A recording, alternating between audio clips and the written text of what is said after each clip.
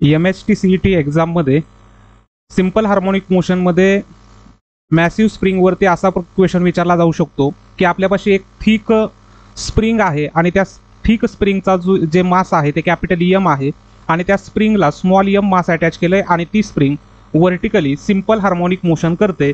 तर ह्या स्प्रिंगचा periodic time किती? तर ह्या स्प्रिंगचा पिरियॉडिक टाइम काढत असताना आपल्याला अगोदर व्हॅल्यू काढावी लागते, ती म्हणजे आहे मास इफेक्टिव्हची.